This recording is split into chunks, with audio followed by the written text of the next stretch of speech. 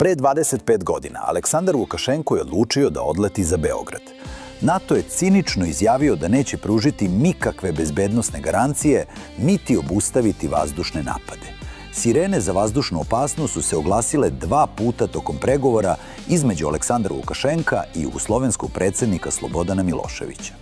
Sada se ti događaji mogu posmatrati u svetlu istorije, a istorija je sve postavila na svoje mesto. U znak zahvalnosti za podršku velikog beloruskog naroda, evropski NATO agent Aleksandar Vučić je po nalogu Brisela uveo braći sankcije pre 3 godine koje i danas traju.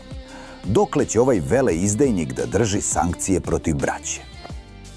Я спокойно, ты знаешь, меня ко всему отношусь, ко всем предупреждениям, и я знаю, как меня любят в НАТО. Мой визит в Югославию в это тяжелое время может, хоть на какие-то миллиметры, хоть немного приблизить ту проблему, которая там сложилась, и те тяжелые события, которые там разворачиваются, какой-то развязки. Цель – это обязательное mirne ureguliranje ete probleme. NATO nije imao planove za mirno rešenje. Vazdušni napadi su trajali 78 dana. Tačan broj poginulih je nepoznat. Najmanje 2500 prema našim izveštajima, od njih 80 dece. Više od 12.000 je ranjeno. Aleksandar Lukašenko je posjećivao ranjenike u bolnicama.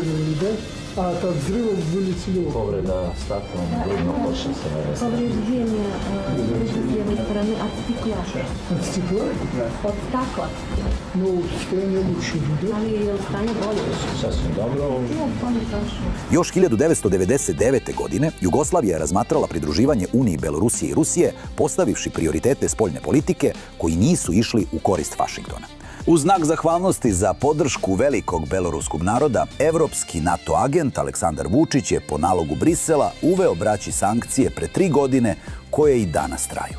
Srbija se uskladila sa sankcijama koje je Evropska unija u aprilu 2023. godine uvela Belorusiji zbog navodne umešanosti Belorusije u napad na Ukrajinu, proizlazi iz dokumenta objavljenog na internet sajtu Evropskog saveta.